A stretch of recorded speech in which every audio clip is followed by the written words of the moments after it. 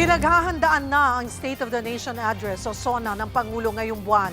Pero uninvited o hindi nga ba imbitado si VP Sara?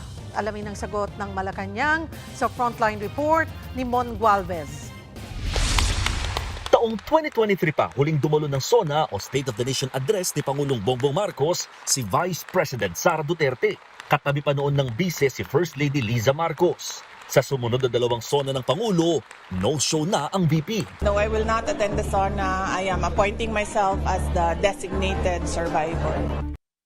Noong 2024, naging kontrobersyal ang pahayag ng bise nang sinabing hindi siya dadalo at itinatalaga nito ang sarili bilang designated survivor. Sa ibang bansa, yan ang hahaliling leader sakaling may mangyaring malaking sakuna na ikamatay ng iba pang matataas na opisyal na nasa iisang lugar. Absent din ng bise sa SONA ng Pangulo noong nakaraang taon. Kaya nang matanong ang palasyo kung uninvited o hindi na ba iimbitahan ng bise sa SONA ngayong 2026, sagot ng Malacanang, wala sa Pangulo ang desisyon. Hindi po ang Pangulo ang mag-iimbita sa Vice Presidente, kundi po ang House of Representatives. Ayon sa palasyo, tinatapos na raw ng Pangulo ang kanyang magiging talumpati.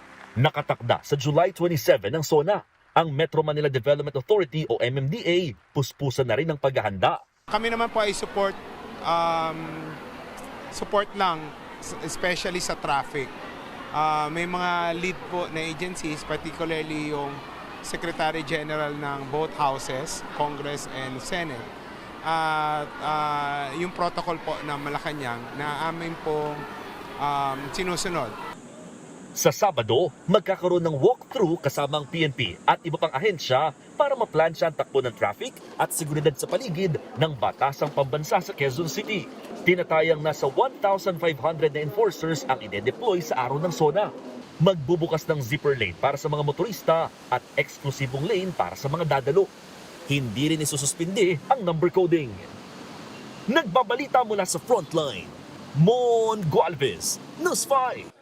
Mga kapatid, Cheryl Cosing po. Maging maalam at may pakialam sa mga napapanahong issue at headlines. Mag-follow at mag-subscribe na sa social media pages ng News 5.